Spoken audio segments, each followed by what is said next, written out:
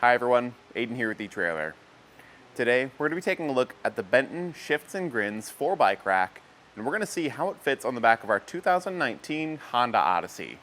So if you're taking your Odyssey out with your family or just a couple friends and you're going biking, then I think this could be a really solid option because there's a lot of unique features like the ability to quickly convert between a 2 and a 4-bike carrier.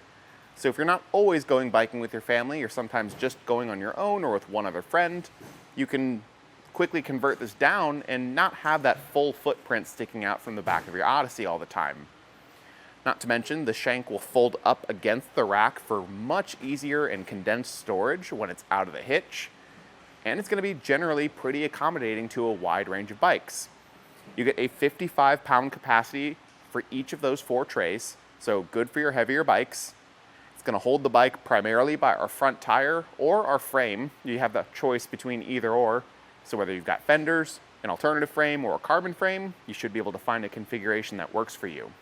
With this rack, you also have the ability to tilt it away from your Odyssey to gain access to the back cargo space.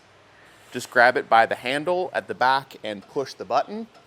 We've got very limited space in our studio right now, so it's going to look a lot more awkward than it actually is. The one thing I'd watch out for is really just the weight, especially if we do have it fully loaded. And because the liftgate is a little bit larger on the Odyssey, at least with our mountain bike today, I need to put a little bit of pressure on it so that it clears both the pedal and the handlebars here. If you've got a more narrow set of handlebars, maybe like a road bike or something, you might be just fine. But if you've got a mountain bike, I'd watch out for it. At the very least though, it lets you get to the back of your Odyssey, grab things like your helmet, change of shoes, or just a cooler.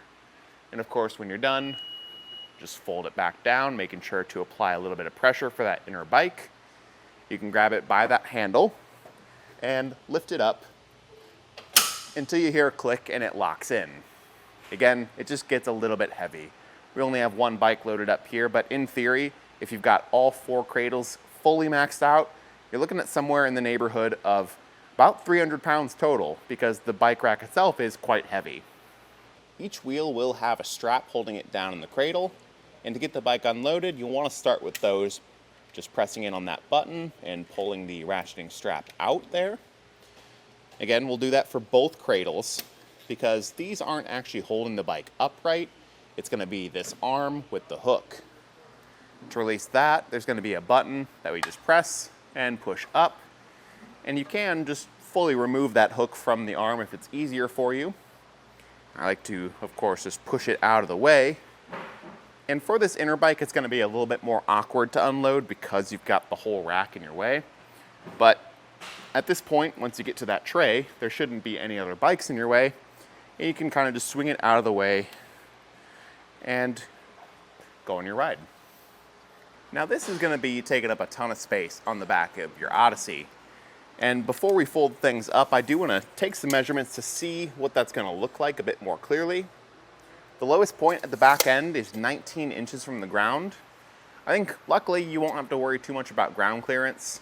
You've got a pretty good rise in the shank here, so even though the Odyssey is a lower vehicle, you should be okay for most low clearance situations like pulling up into a steep driveway or a hill.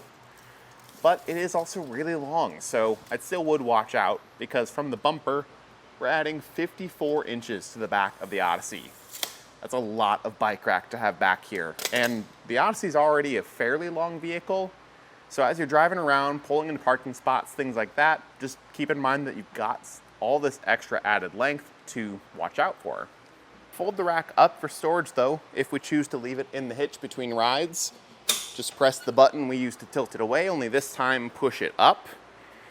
You're really going to feel the weight of the bike rack in this position. And with it being so large, it will be blocking things like our back window, our license plate, and our backup camera. But let's get a measurement to see how much space it actually takes up, at least from the bumper. From that bumper to the furthest point out now, we're sitting at 17 inches. So it's a lot better. It's gonna not stick out nearly as much. So if you are driving around with it, at least pulling into a parking space, it won't be so obtrusive, but I would still be very mindful of the other things it's blocking now. At the hitch, it's working with our 2-inch by 2-inch receiver tube. and it does come with an anti-rattle bolt that keeps things nice and solid in the hitch.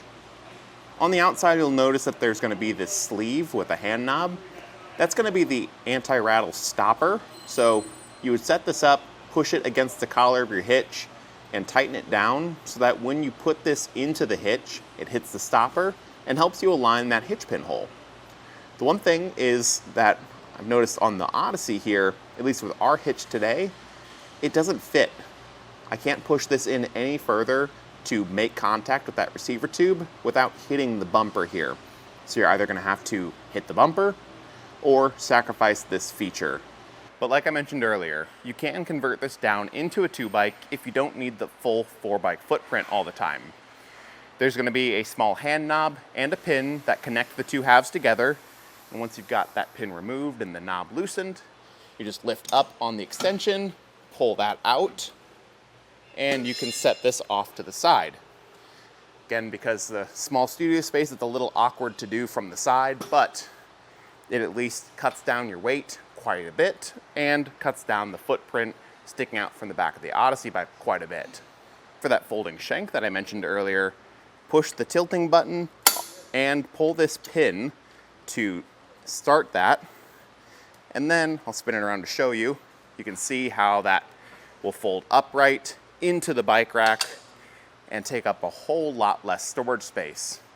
And I would store the 4-bike broken down into the two halves like this because it's going to make it much lighter to move around, and I think it's easier to find little nooks and crannies in your garage for two smaller pieces than this one large footprint.